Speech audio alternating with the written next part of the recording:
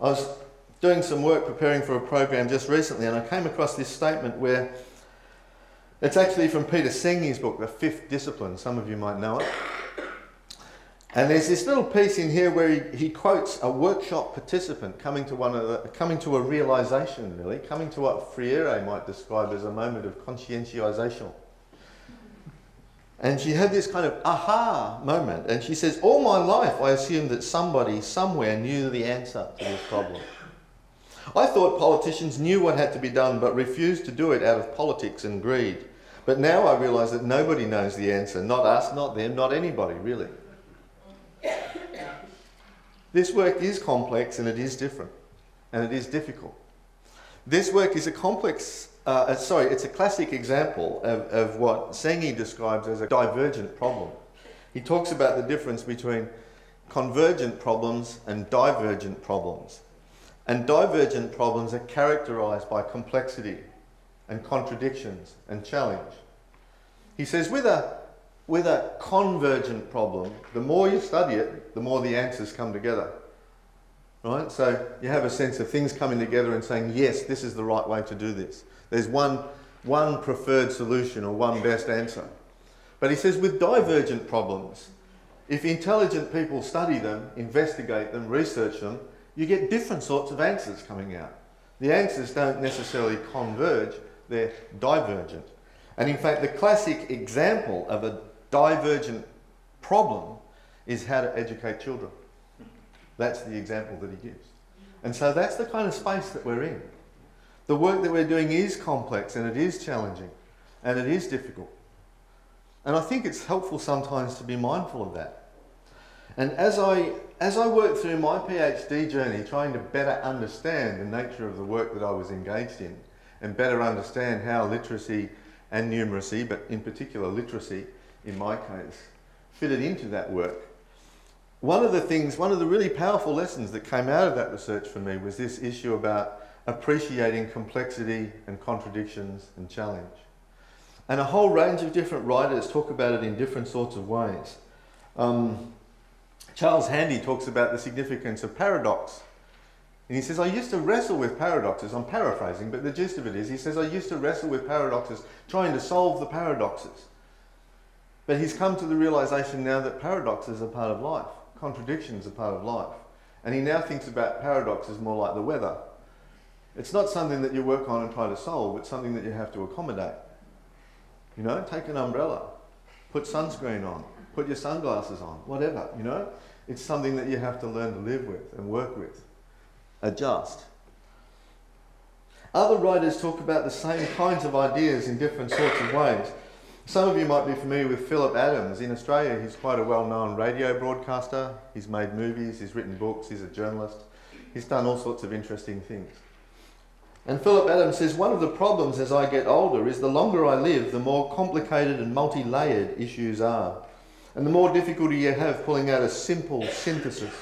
I find almost every view I hear, to some degree, plausible. You know, I find almost every argument, to some degree, persuasive and seductive. Now that doesn't mean I'm an imbecile. It simply means that I think that's how complicated reality really is. And I think you've got to layer paradigms one on top of the other. I think before you've got any hope of really seeing how things are. It's important, I think, to admit to complexity, to admit to difficulties, to admit to shades of grey. I'm quoting there from Philip Adams. Another person that I found interesting working in this kind of space is Donald Shon. I referred to him earlier on. Some of you will be familiar with Donald Shon's work and the famous metaphor of the swamp. Can you just give me a little like that if that's familiar for you? Yeah, okay, so this is worth saying then. Shon uses the metaphor of the swamp, okay? And he says that the swamp is characterised by complexity, by connections which we don't necessarily understand, by contradiction, by confusion, by ambiguity, by unpredictability. You think you're standing on solid ground, but the ground turns out to be quicksand. You think you're going into a safe place, but if you're in the Northern Territory, a crocodile jumps out and eats you. The swamp is a difficult and challenging kind of place. And yet, if you look at the artistry of skilled practitioners, they seem to be able to live and practice within the swamp. And one of the examples that comes to mind for me is people working in the emergency department, the trauma department of our major hospitals. And as it happens, my son-in-law does that work. He's an assistant nursing unit manager, or he was. He's in a slightly different role now. But I'm just in awe of how people in that kind of environment can work in an environment where they're literally up to their elbows in blood and human waste, and they're dealing with traumatized human beings, sometimes who are drug affected and in shock and with broken and shattered bodies and hearts and all the rest of it. And yet they can act in that environment with grace and with integrity and with authenticity, you know, and go about doing their work in a way that adds value to other people's lives. And that's a kind of artistry. And Sean dedicated much of his professional life and much of his research to studying that kind of artistry. Because the point that he made about the swamp is that most of us have to live and work in the swamp. He says that there's a difference between what he calls the hard high ground and the swampy ground. In the varied topography of professional practice, there is a high hard ground overlooking the swamp. And on the high ground, manageable problems, you note that word, manageable problems, lend themselves to solution through the application of research-based theory and technique. I mean, the basic argument here is that if you follow the manual, if you stick to the procedures, if you follow the rules, everything will work out fine. Sean argues that the hard high ground is really a kind of a myth. He argues that most professionals actually have to live and work in the swamp. That, in other words, the reality is not really like the manuals that are crafted on the hard high ground. And I think that's kind of interesting. There's other people playing around with these sorts of ideas. One of my colleagues at Monash University, a woman called Terry Seddon, she's an associate professor there, she talks about the importance of working the contradictions. I think that's a really interesting phrase. You know, identify the contradiction and then work with the contradiction so that it becomes an active kind of process. Another person that I found helpful is a guy called, these things are in the paper incidentally if you want to pursue this stuff. There's a guy called David Bowd who's talking about what he calls productive reflection, building on the work of Sean and others. And he says that there's an assumption about a formal course that someone somewhere knows how to do it. What productive reflection is focused on are issues that no one knows, no one anywhere really knows how to do it. It's about people coming together to address these unknown issues. Productive reflection is not a linear process. It's a process of looking at problems and dilemmas and issues, and the learning comes from the felt experience of the group. So there's a number of people playing around with these sorts of ideas, and I think that's the kind of space that we want to be in at the National Centre as well.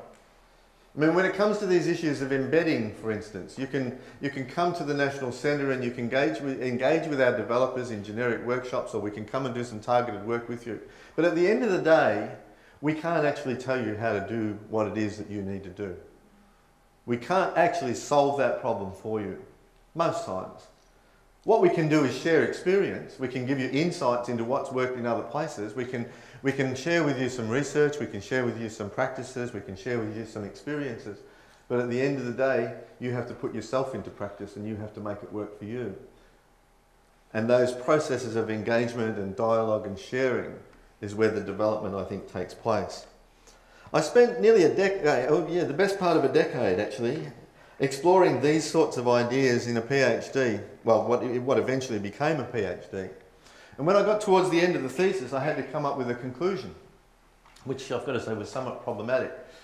But in the end, I came up with a kind of a recipe, for want of a better term. And I talked about it in terms of a recipe for building alternative futures. That's the language that I used in the thesis at the time. And the reason that I used that kind of language, because in the literature there was a lot of people saying things like the future is going to crash down upon you, you know? You need to get ready for it, you need to be prepared for it, you need to be a lifelong learner, you need to upgrade your credentials, get smart, get with it, get on the program, because if you don't, the future's going to smash you down, boy, you know, because this thing's on its way. And I was kind of a bit uncomfortable with that, and I thought, well, wouldn't it be better if we kind of could sort of build the futures that we would like to build? You know? What sort of ingredients would we need to do that? And it seemed to me that one of the key things was authenticity, integrity, fair dinkumness in the Australian kind of colloquial language. I think our learners very quickly pick up when you're not really fair dinkum. As an adult educator, as an educator of any type, I think you've got to be fair dinkum. You've got to be authentic. And somehow you've got to learn to do this dance in the swamp and still be authentic, still be true to who you really are. Because the most important lessons that you give are the lessons of who you are. That's what your people will learn from you in various ways. So we have to be authentic, and that's a struggle too. And I'm going to whiz through these fairly quickly because we haven't got time to talk about them all. And people who are particularly interested can follow up. But some of these things I've already mentioned. Appreciation of multiplicity, complexity, mature acceptance of paradox, the value placed upon relationships, intelligent leadership. Wonderful book by a man called Alistair Mant where he talks about intelligent leadership. Alistair Mant. He begins his book by saying that the title, the term intelligent leadership is not an oxymoron.